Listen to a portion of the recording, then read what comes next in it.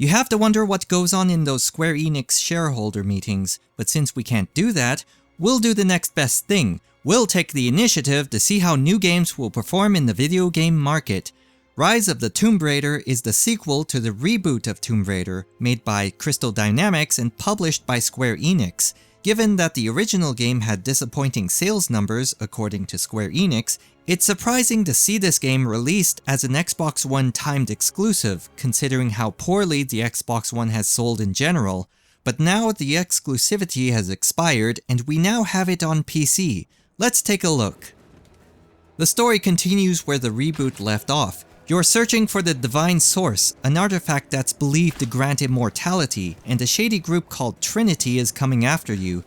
The combat remains the same for the most part. Shoot them in the face and they die. Or sneak up on them, strangle them, and they die. Since it's not a stealth game, there's no reward for sneaking past anyone. Kill them off, collect the loot, and move on. One thing I do like is the new crafting system on the go. For example, you can pick up a liquor bottle and throw it as a distraction, or you can use a cloth from your inventory to craft a Molotov cocktail on the fly. Its use in combat is obvious, but I was amazed with its use in puzzles. Cloth and wooden barriers can be removed by lighting it on fire. But then after a couple of hours, that amazement goes away when I acquired fire arrows and dragon fire shells, making the Molotovs redundant. Upgrading your equipment is now more complex. Imagine that, increasing the complexity of a AAA game. So instead of collecting a single resource, you now have to collect different items. You have to hunt animals for their hides, gather wood from small trees, scavenge for spare parts. There's a long list of resources you have to collect in order to upgrade your weapons and equipment, and they come from many different sources.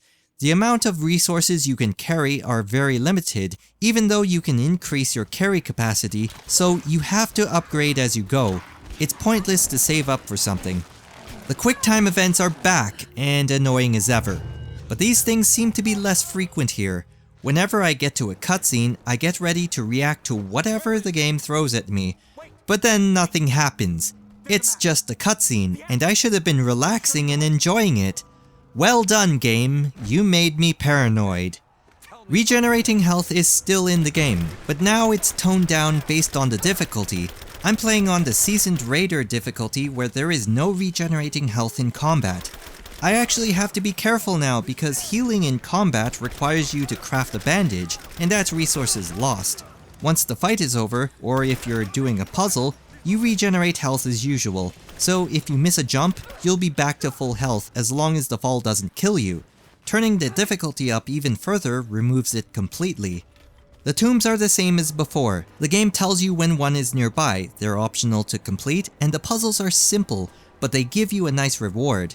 They've also added new caves and crypts to complement the new resource system.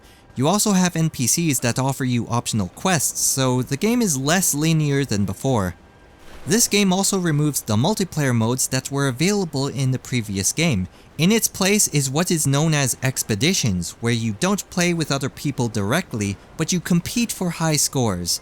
I've tried to get a game going, but I always get a loading symbol when trying to start a game. I don't know what's happening here since there's no message explaining it, but I wait for 5 minutes before cancelling it. As a PC port, it runs very well. I did not notice a single instance of frame rate loss, and I have the graphics turned up, so what I'm taking away from this is that this game is a very nice improvement from the last game. It's still more of an action game than a game of survival or adventure, but there's less of that hand-holding gameplay here, and less of those stupid quick-time events. But this rebooted series also had a different kind of adventure in the video game market, and that's why we need to analyze it and learn from it. In the first few weeks, we'll have the usual reviews and let's plays, but they'll focus more on how it runs and plays on PC, and everyone will be very positive about it. But I'm mainly concerned about its performance in the market. I think the PC version will easily surpass the Xbox One sales numbers. The game sold over 1 million copies on Xbox One, but it's also weird that Square Enix considered these sales numbers to be a success. Yet 3 years ago, 3.4 million copies sold across all platforms in its first month was disappointing. I'm guessing it has something to do with the timed exclusivity and that Microsoft money coming in. In a few months, I would expect to see more DLC to roll in since a season pass is available for purchase. As a general rule, if a game offers DLC, some people will buy it, no exception. Since there's no conventional multiplayer mode here, there won't be any new maps. The current DLC offered right now are a new game mode, a new side story, and 3 packs that offers outfits, skins, and cards. But the fact that there's a season pass means there's going to be at least one more game mode or one more side story to be released in the near future, and a few more of these smaller DLC packs because those are easy to make. Every now and then, you'll see a sequel that's better than the original, and Rise of the Tomb Raider is one of them. It seems like Crystal Dynamics listened to the response from the gaming community about the reboot and changed the formula to make this game better. And the time and effort that would have been put towards a tacked-on multiplayer mode was put towards improving the single player.